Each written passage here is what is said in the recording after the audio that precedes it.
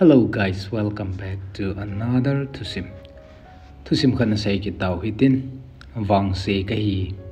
kiti lung serum ta thusim hi in apana pat chai chen hin ngai din ka hin ti mo ve. Thusim se na sungwa sai khil bol khilam zon na ke them to hitin thusim ana ngai pan ta hote. Kum sang ni le kum gate kum chun kai jong high school class 8 sim lai ka hin lungsit kiti hi hekalo lai ka nahin pasal ka hi wangin chochong hi sotta seneva pat hungki wa ucha banga hung leng khom kana hi lonin kei hi le khalang lunglut be se lo to le tham golde koma holai len pose thanom kana hin hi je chun le khalam pangin mi bangin thepna nei lo gol nong phalal chu kana hi jing ni hi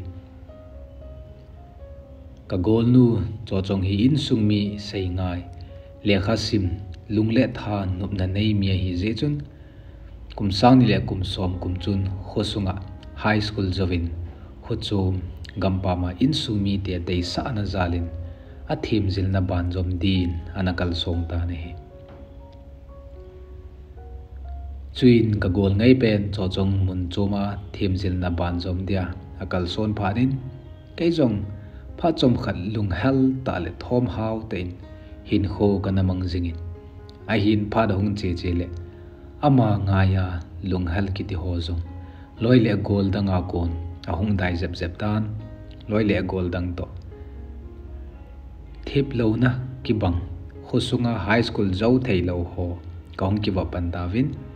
ken jong nom ka sale jing ta ne phada hung che in husunga hin khoman anup dan seije beya kiman cha hi lai ta chun summer break jong ahung lung tan kei jong cho chung hung kal nga lalin ka jingin jun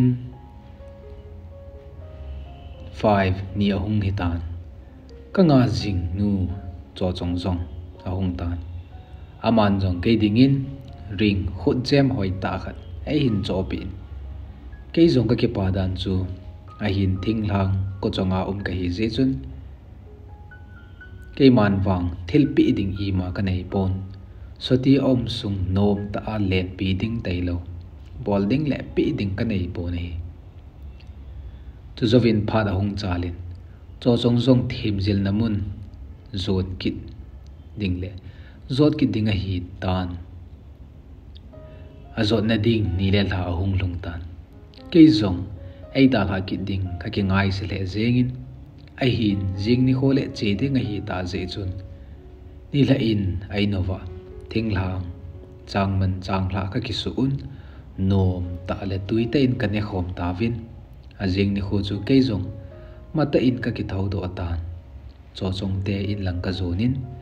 a che na ding kari mun chan ka ga tha ta nei ama hung che do in ni thum zo hin khusunga cho chong to aki ngai danin khusung mi ten kaloi ka gol hona hin sei tawin ei mu zo sin ei dai to nup na nei nei lo jivin kei chula sei ding i ma jong helovin kana za cha to kana mo nui ji dan ni khan hi kaloi pa go lunin bai hi bang na ki ta sana na lunggel neu khat jong nei sei pi nom lo ham tin thasei thim ta in nui thimina hin seijin ke zong lungdong thim ta hun ka ga aven na thu sei hi ka he them poe ka ga ti le aman jong gang chalin cho chong a hin ti pai nga le chu in ken jong gol pa golun ka ta san ka gol khat ne hin iti ne het lo chu thu ta hi ding ham ipiti ki bole ki sei lam thei ding ham nei ki tho pi di zo hi ke ni hi senia wa pat ucha banga hung ki vama ke ngai lu ta ki hung leng khom ka hi lonin ke ngai ding thu gel kha ka umlan poi ka ti na hi la ka loi pan pasal ipi sub lap na sei hi lalam to ke ni jong ka kyung ngai ma sang lona hitia eina dei uwa ka hung ki ngai do don hona tua hi bang ai lung se na min lampi na sim pi chu kum lu na hung do ting I hel di jo a hin tin kei chun la ka ngap lal he zengin a hin ka loi pan la lam to aking ngai dan a seile bailam chana sei do in alang khana ka gele la so ding ka inin ipile wang vet ding chun kanomin kumhlun soti bo ka nga lal tan chu zovin pa da hung chi chi in kum zong hong long tan cho chong zong a thim zil na mona kon a bol na a len na wang ho hin zon tan a hin la ti la bangin a hung ka het wangin a in zong ka chi ngam da pon ni thum zovin cho chong in le kha hin thonin hiti na hin zin o khusung go lang kayu mi min kun ipi na ne sa a tu chung ka hung hi nalim na mel ki mu khalo heta tina hin zin ken zong ama le kha si na anung lang chun kun ipi ai ni asa a hi na he nom le ni la ni dan sagile len to la hungo tin a hin choice sa anaw pa chu ka le choi sa in lo kon din kana che tan ni la a hung hetan ke ho jong ka bon chawa phai le chang ana ka chi le ni la en hon jong lo kon hon ka kisa sa thu leo en ka ne ge davin ka ga ki su thingwa en ka ne lai taun cho jong jong a hung wa lu dan ken jong jong tawa ke ya hung di pa ki hung man lo nang ma ma na fel ji ipi la na to en hin ne wa wing ka tin aman jong kui mum don lovin kon ipi na ne sa ni thum lang ki ta hung khalo kon na za da ha matile ka in ko te chu an tim cheun anui la pe nga lovin lo hu kan jong tu lai na ka to kilal jia zan ki wa man ji lo he o ka ga ti le alang khana ka pan zan khat jong inum khalo khulai leng lova khalo pan kei man lo na ne hin sei tin ka tu sei chu kei da ki lo mo wal ham ei mo nui sa tawin chu in kei jong en ka ne chai jin angai za bangin tawman lovin cho chong chu khulaya wa le le din ka pui do pai ta ni cho chongin ipi na ne sau ham hin sei to a hin tin ken la sei ding I machala ka hepon kilep na dingam lo phanin nang nong masat di ka dei ja ka hung ji lo he tin ka sei pi le ama jong hi ti chu a hi mong le nei ko le chun so na ka hung ta hi de ham ke chuna za da thei mi to jong na hin khom ham ka tia ka lung nu mo to a hi le adam lo ngap jong ka hi sei atin ka ki hau hau thanin all te ina ma ho in lang ka zon lan tan get chan ka ga thain ke zong mang pha ka thonin ka hung ki le tan ka gol pa kom ka zon pe pe kinin jing ni la le cho chong ka ngai dan thu sei pating ka gyal hon ta ne hi jing ni la in khusung chapang khan ka ga ko sein ama jong a hung tan ka mel mu chun na dam lo ham numin tu ni la na lim hi ni dang to abang poi dam na le lung mo na mel na bu poi a hin tin ken jong sei ngam lal sa sa o gi thing pumin chong ka sei zo se anada khalo na sei zo se no pi jing phatina ucha ki ngai lut na banga hin khomang hi lonin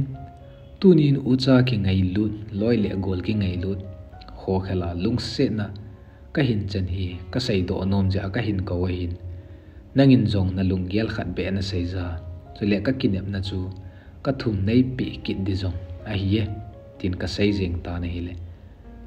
aman jong ima sei lovin ai nui sanin ama thim jeng tan ken jong ka sei kinin ine wa pat ti ho bang lung gel khalo ka sei do hi nui za jong man tin a hin phaten in gel lang nidang le ki moto ke ta hi te ka tin ka ga tha do in ke jong kong ke le ke ta hiti chun pha dong che chin izat ve sei wanga nui na mai so teilo thildang lo ka thu to kam cheng kha jong don put na aki mu ta lo je chun ke jong ka ki gel in hi le cho chong hin kilung sit pi dia ai gel thelo hin te anup lo thu sei le nup mo ka sa ding a dei lo ja nui siu siwa kam chang khat jong aina don but ji lo zo hin te ka tin ka hin gelin a vela sei kit ta lo din kana ki gel la ta nei sei kit ta lo dia ka ki gel la zo hin ni khat le kha hin thotan umin tu za le nei ki mo pio sei nom ka nei je hung te te yo a hin te ta ke zong kalung gel an no la jing tan ipi thua sei ding ham ka ki ha sa la le in zan hong he tan ke zong a ki mo pi din ka che tan hiti chun ke ni zong kong ki mo to lan tan lam pi pang thing phung len ta khat omin he che lai noi chun a thim la ta chun ka ding hlon tan hoi la ipi ki to kha cho chongin ko ten ai hung mo cha ta vin aman jong alung gel se man talovin ana pui do ta vin ke zong ka zola pan ai nu wa chi khatalo ka hin chini la a thim la ta ai hung su do wa mon mang jing ding bo kalungin aumin amai piti di ham ti lunggel boy ta in lam ka zo tan amai in sung mi te zong mungam talo cho chong in zong ipi a sei num ham kalung set thu sei num nei nei pi kon ham ole lamon na thu ke ni ki ka tabang om lo na ding zong ham ke het pon tu lai banga mobile phone ima lo a hi zin ki mu tua ki ho ti lo ki het mat na pon kalung gen thei le zin ka hin dan zong ananu mo le zingin ni khat hi le kha hin that tan gen cha lovin sapia kole kiti bang khun umin ken jong ka hin lung se ne tin le kha hin that tan hi min anna ana ai no pi chu afa ka hin hol tan le kha akisun kiu hilovin ama kam cheng ta za ding ka hung nom tan ni khat hi ki mu to ding ka hin gong ki lan tan sunday ni khat sun kai khom ho khanin hulanga agol khat ahin ki puizin ka ki mu to tawin ahi kalung gela kana ki gel tabang chu kana hi zo ta pon anup zo ka kom umna masapen hile pau pu ungam talovin hulang thosi thokang la chun nidan thum pau lovin kana ding lon tan aloi nun anga a khom hetan tin ahin ko dan kamu nom wangin ahin ko do chu ka ten ka hin khon nom hu nin ka he jing tan ke zonga mani nung chun all ta in ka chi phaizin in lang chi ka hin ki zo ta mi hi ke dia apat na hi je chun dan ha sama ma jengin ahin kama sai sa te ding kanum se chun zan khan ma school in na ki mutu din ka ko kitan ama zong thasi chom lovin ahung kitan ke zong ka ki kial gelin ama nu meiban ke ei song puma ahung jing thaile katin thile thi dam le dam katin ken jong le khak ahin tho chu ka choi jin chong hichi le kha a na thu su ni thu ta hi mong hina ka hin khwa ka kin pi thei thu ta hinam ka tile ka keng ka khut a ki thing jengin aman jong thu tam sei talovin henge thu ta hi tin nui seu sevene hinven athi be kita hicha kon chun atha be in kalung mong chomin ka hin ngai ti satan ama kan hel na zong lagub langan na ling tan ka hong ki ngai sing na lonin kong ki ngai to pe lanin ai hin la in sung mi te dei sa lo na zin kum khat zovin dei lo ta in ka hong ki khen than tan lagub sen kan na bui pi za cha le ki chapuma kan ki man cha na ho pasal hinan do zo lovin thilong pumin kalung set ma sa ka ngai ta cho chong to kan ki la kang lonin kalung set ma sa kana chang zo ta pon chu zovin ke zong in sung mi te to kho cho ma cheng din cho chong te chen na wang ho ka hin da la ta vi ne hi kaga chen nau chu thing lang huneu cha in som ni bep chen na hin alang khana mi tam na khwa kon aga ki chon lut aki hi je chun ano mo le jengin thing lang huneu cha hi wangin nunga go lang chuana tam thovin kahung phanin anumna kahin happen ta chule hi chi khuwa chun husung mi ho sei phat na changjing numai nun nem ta husung veng sunga sin thei ta khat zong ana umin ama chu koidang hi lovin kim neo anehin a chan vet nom chule amel jong ka hoi sel kit na lai ka hin mu chun kalunga khat vei pe holding ka nom tan ni khat hi tui bel a hin tui khai din ahung tan ken zong kamu chun naw na mini pi ham na pon tho wale ka ga ti na hi le aman jong heo kamin kim neo a hi numei to ding ho zong to so zo lo ka hi bove heo hui lang pot tho na sei hi etin huya chi din na hi a na mini pi ham tin hui ma ka chi gu poi ka la la le ka muzin na min ka het no ma ka hung hi bove ke min mi min na hi etin ka saitan aman jong nila na on kom le inin hung ho lai lengo ke tui khai de ka hin ga chi tang he atin a chi pe pe tan ke jong kholai ka chi jing tan anu le pa te jong a pa thai le zingun ga hel kit di jong cho chong to ka ki ngai ma sang la ya ain sumi te phat dan chule ka ki ngai zawa thil so ho kanong gele kanom kin jipon ipi hile cho chong koma ka kitip na eki khan kum khan thin masangin ngai dang nei ponge kana ti chu ka gel do ozin kum khat lin masang chun kim neu chan ho khusonga akiman cha dan sin thei dan ho ka ven kum khat lin chun ka nga dan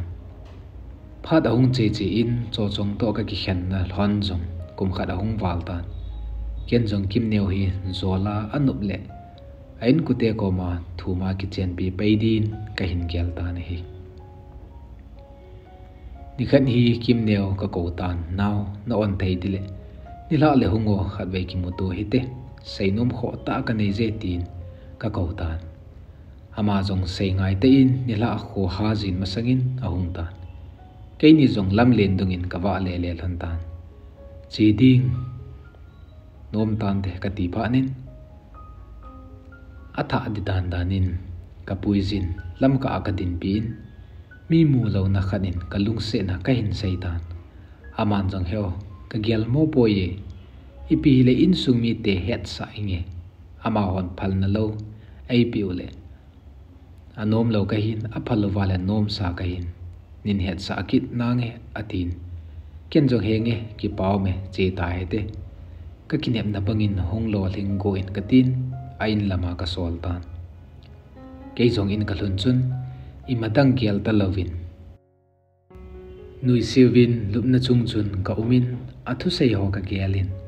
ain sumi te phat sa na la ding nu le pa thu sei ngai ta hi ho ka ga gel le ka dei na le ka lung se na ki belamin ka la so ding ka it che che tan ka gel nan ke jong ka nei mutan pha da hung che che in ni thum zawin ki mu pi din kana tim ki tan ama jong thanom te na hung kinin kei chu kalung gel a ki hel la la jing tan ado pat je jong halloween kama umum dan chom kha zawin aman heo ipithu hin pon te nei tiam a hin ti chun kalung gel a hung kyong hut jing tan ken jong ki pa na hi te nan te hi bang mi pha nu le pa sei ngai mi ki pa lo na di ima thu pu pon na te katin aman jang in sung mi te jong anome a hin jinei wa ding wang ai phal pove azi chu numei chang khat ka hin in sung ka da la wa ding ai phal pove a hin tin ken jong ki paum wa le ama wan adei pha pha le ki cheng jing hi te ka tin ama jong in lama din ka ga ta in ke pa te nin lam ka hin zo ne ke jong kim neo to ki lung set kan hi ki tan lung set hin ko ka hin mang pan ki tan pha daung che che in ke ni zong kum sagi ki ngai za ki cheng ding hi ke nia kon dei sa chu an hin kum sagi lin chu kananga tholan ta ne hi a hin la kum gub le lhani aung hi tan kim neu zong achunga adam mo na hin nei tan thakhat lang lupna zal hon da hlovin thâu càng thầy lovin ahung dam mo tan anat na la phat lang mano lovin a kho se che jing tan ke zong ni la se in ka gevil jingin amel ho ka vele dam do dingin ka kiniam tapon ke zong ni khan hi ka in su mi te komin ka saitan ei ngai lu pen le ka lung sit pen kim neu hu thi ding nga mai bo ai tan ke zong ama ka chan ding wang ka nom poi heno hepa na gel theilon le ein sung mi te komin thu mu hitin lupna zal khona lum he zong le ki pui utin ka zin ki sem ta nge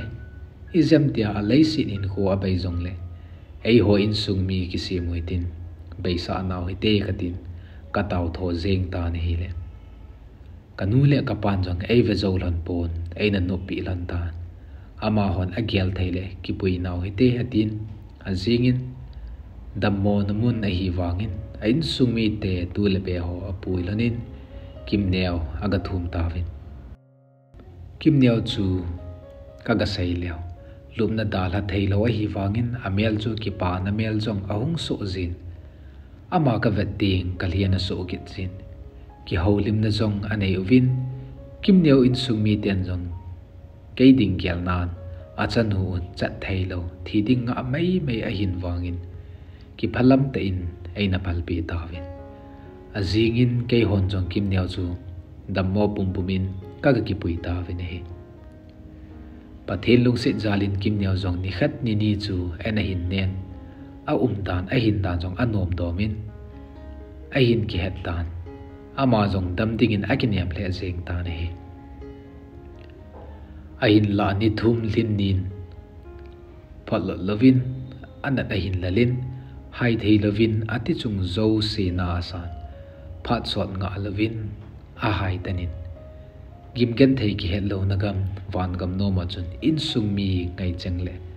aji kei dalhan pa komin chol do din ana che ta ne hi saiding bolding helovin a thilong chung chun ka kamin ke zong nei pui jingin eki khen loading na ti lo ham ka tin kamo ka ga jeng ta chu in thi da zong ahung ging tan ama nang sot pi dam lo hi ta je chun koi sot ding zong mi pi ho na nom ta povin vui do na ding zong a hin gyal ta win program ho zong a hin pan ta win pastor pan phat amangin lei se hi ki khen na mun hin lei se da hi koi ma dan the hi poi khat chi ma sa khat chi no kha ding hin ei hon e ka pi ding hi ta poi ni khat le ki khen kit na mun ta lo ding mona elian khom di wa hi tin ai lamoni ke zong la se ta in na thilong chunga programin phat kamang tan ka pumin kim nang dingin zong nom di pon de hikitim na bangin ilung tup imol so poi hi zong le chungwan gamin wang ki khen lo na len khom din ei na nga mai tan katin seibe de helovin ka kamin kalha do tan tu sima ki chai ta ne hi a hin ngai ho zo si zonga ki pa thu gain se